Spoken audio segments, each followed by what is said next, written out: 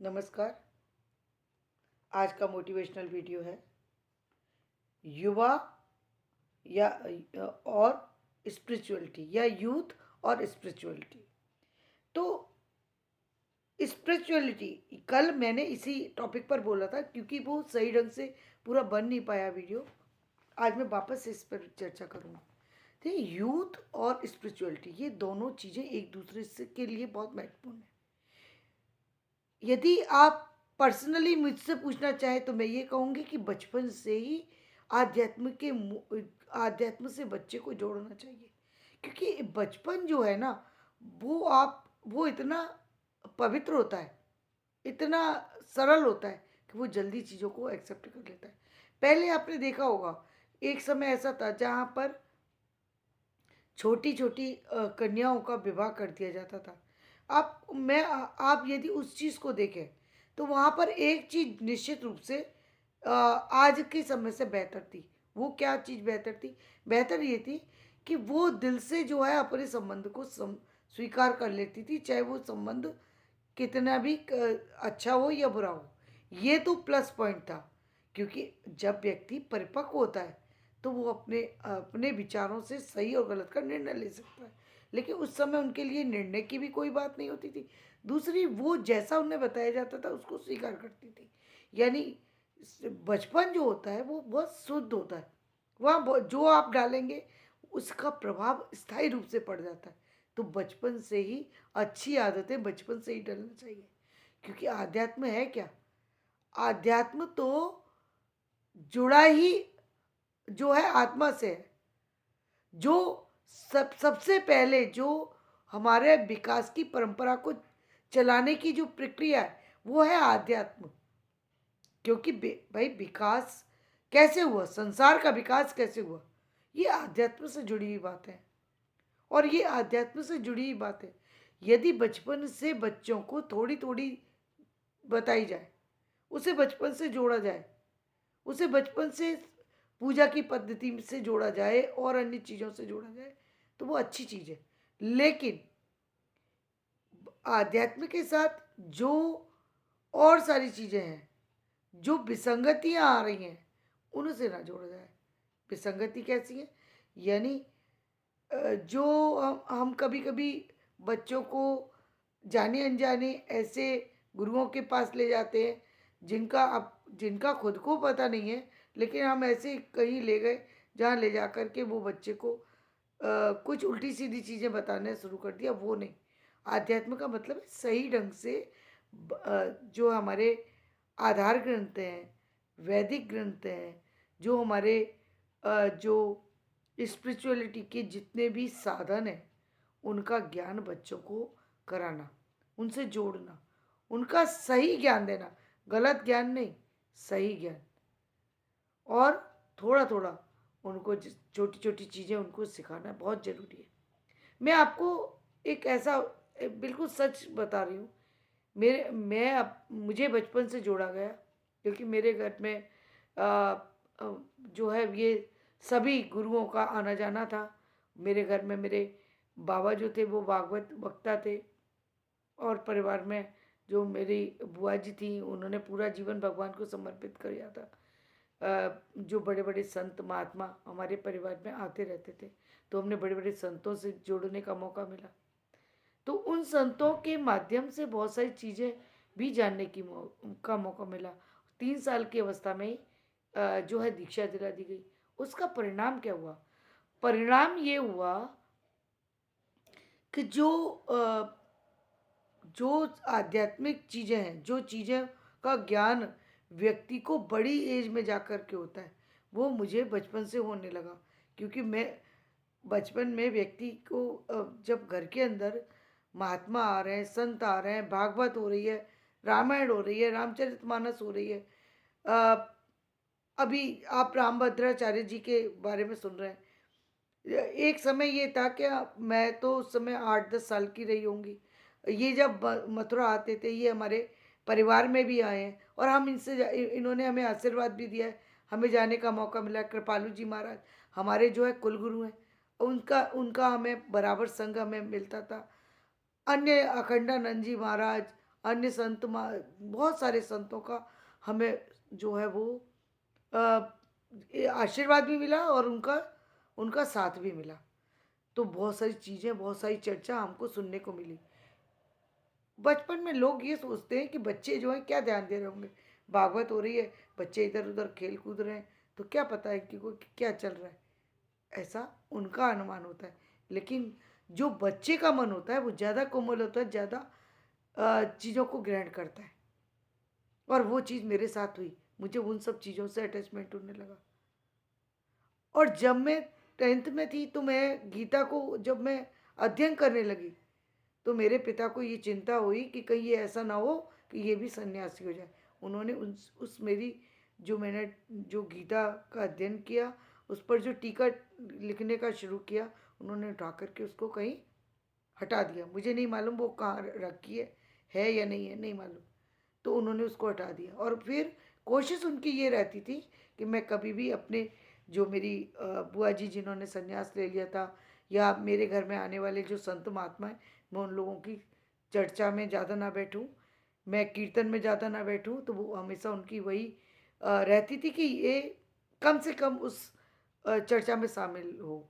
लेकिन जो कहते हैं ना, जो मूल में बैठ जाती चीज़ें, वो कभी नहीं जाती। अब मेरा तो उससे जुड़ाव हो चुका था, तो वो चीज़ें तो कभी निकलने वाली नहीं थी। जो सामाजिक चीज़ें थी वो अलग थी, लेकिन जो चीज़ें थी, जो प्रश्न मेरे साथ सामने थे वो थे। और बहुत लंबे समय तक वो प्रश्न मेरे पास बने रहे, क्योंकि वो प्रश्नों का समाधान मुझे मे लोगों से जानने का मौका नहीं मिला। वो खुद से ही पढ़ते पढ़ते अध्ययन से समाप्त हुए, चीज़ों से समाप्त हुए। लेकिन मुख्य बात यहाँ पर जो मैं आपको बताना चाहती हूँ वो ये है, जब आप आध्यात्म से जुड़ते हैं तो जो सांसारिक चीज़ों का, जो नेगेटिव चीज़ों का प्रभाव है, वो अपने आप दूर हो जाता है। उस तरफ जाने का ध्यान ही नहीं आता आपको। मुझे कभी ये लगा ही नहीं कि किसी और चीज़ में। एक तो मैं जुड़ी साहित्य से, साहित्य से मुझे जुड़ने का मौका मिला 5 साल की अवस्था में, जबकि बेसिक हिंदी लिखना सीखा था उस समय मैंने, और पढ़ना सीखा था। पहला जो प्रारंभ किया जीवनी से किया। जीवनी पढ़ी मैंने। मेरे पिता उस समय रिसर्च कर रहे थे और उनका विषय था हिंदी आत्मकथा साहित्य का आलोचनात्मक अध्ययन। तो उसके अंतर्गत उनके पास जीवनियाँ भी रखी थी, आत्मकथाएं भी रखी थी। लेकिन मेरे हाथ में पहली पुस्तक लगी जानकी देवी बजाज की जीवनी। और वो पुस्तक जब मैंने पढ़ी तो इतने सारे प्रश्न थे मेरे सामने, बहुत सारे, क्योंकि उसमें शादी से लेकर के बहुत सारी चर्चाएं उसके अंदर थी। अब प्रश्न घूम रहे थे आसपास, 5-6 साल के बच्चे के मन में बहुत सारी चीज से प्रश्न घूम रहे थे। लेकिन प्रश्नों का समाधान किससे पूछूं और क्या पूछूं, ये समझ में नहीं आता था। और इसी के साथ साथ घर के अंदर जो पत्रिकाएं आती थी बहुत सारी, उनसे जुड़ती चली गई मैं। तो दो चीज़ों पे, एक तो साहित्य की तरफ मेरा रुझान बढ़ता चला गया, दूसरा जो आध्यात्म की तरफ, दोनों जो हैं वो मेरी अ, मतलब मुझे उसमें प्रयास नहीं करना पड़ा। दोनों चीज़ें अपने आप आकर के अपने आप जो है मेरे ऊपर प्रभावित मुझे प्रभावित करने लगी। और मेरे मन में बहुत सारे प्रश्न निरंतर चलते रहते थे। यानी कई बार तो ऐसा लगता था कि उन प्रश्नों को सोचते सोचते मेरा सर जो है वो फट जाएगा। ऐसी स्थिति होती थी कभी कभी कि जब मैं लिखने बैठती थी तो एक साथ कई सारी सी चीज़ें आके खड़ी हो जाती थी। और और सबसे बड़ी बात ये थी कि पिता नहीं चाहते थे कि मैं कुछ लिखूं, क्योंकि उनको डर लगता था। घर में मेरे जो परिवार की महिलाएं थी, उन्होंने उनको ये समझाया था कि जो ज़्यादा पढ़ लेती हैं उन लड़कियों का पारिवारिक सामाजिक जीवन, पारिवारिक जीवन, वैवाहिक जीवन खराब हो जाता है।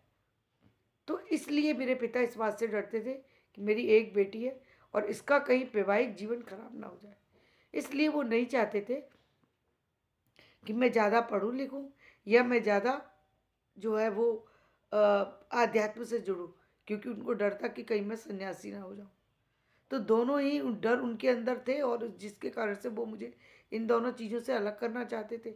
लेकिन क्योंकि मैं जिद करती थी तो वो मना नहीं कर पाए। मुख्य बात यहाँ पर निकल कर के ये आई कि जो जिन अच्छी चीज़ों से मैं जुड़ी, उनका फ़ायदा ही मुझे आज तक पहुँचा। उनका फ़ायदा ही पहुँचा। जब जब मेरे जीवन में समस्याएँ आईं, तो उनका समाधान ढूँढने में मुझे आसानी हुई।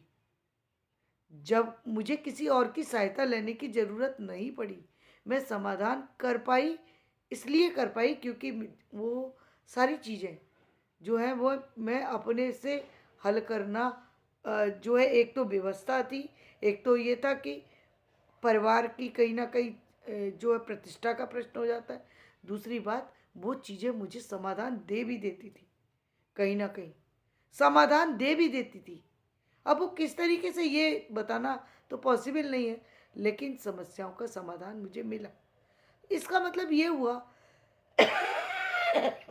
एक्सक्यूज़ मी, कि जब आप अध्यात्म से जुड़ते हैं, तो आपकी जो जो नेगेटिव ऊर्जा है किसी कारण से आपकी समझ आप करके जो आपको परेशान कर रही होती है, वहाँ आपको समाधान मिलता है।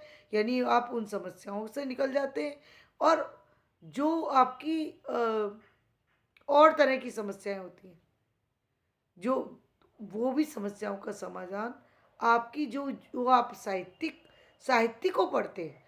जब आप साहित्य को पढ़ते हैं, तो साहित्य के अंदर कहानी भी पढ़ते हैं, कविता भी पढ़ते हैं, तो बहुत सारी सी चीज़ें ऐसी हैं जिनसे आपको जो है रास्ता मिल जाता है, और आपको वहाँ से आगे बढ़ने का मौका मिलता है।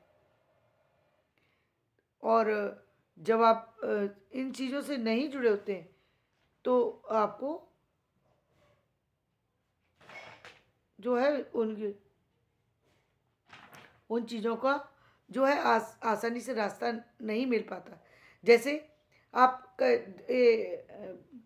एक लाइन है, बर्बादियों का शौक मनाना फिजूल था, बर्बादियों का जश्न मनाता चला गया। अब देखिए, दो लाइन है ये, कहने को ये दो लाइन जो है कोई खास मायने नहीं रखती, लेकिन मायने रखती हैं। जब आप परेशानी में हो, तो इसका मतलब ये हुआ, आपको किसी से अपनी समस्याओं का जिक्र करने से कोई फायदा नहीं है। इसलिए क्या, उसको उसको एक तरफ इग्नोर करो और आगे बढ़ते चले जाओ, तभी समस्याओं से आगे बढ़ सकते हो। यदि आप उनमें पड़ोगे, तो जीवन में और अधिक परेशानी इसमें पड़ जाएंगी, क्योंकि समस्या का समाधान व्यक्ति विशेष जैसे डॉक्टर की, यदि आपको बुखार है, तो आपको डॉक्टर से सलाह लेना चाहिए, ना कि आपको पड़ोसियों से सलाह लेना चाहिए। पड़ोसी तो आपको एक निश्चित चीज़ ही बता सकते हैं ना, या आपके परिवार के लोग। लेकिन यदि आपको परेशानी ज़्यादा है, तो आपको समस्या का समाधान किससे लेना चाहिए? डॉक्टर से। उसी तरीके से यदि आपकी पारिवारिक समस्या जब आपसे ना सुलझे, तो फिर आप समस्या का समाधान उन लोगों से लें जो आपकी समस्या का समाधान कर सकें, ना कि परिवार के पड़ोसियों से, रिश्तेदारों से या अन्य लोगों से। वो आपकी समस्या का समाधान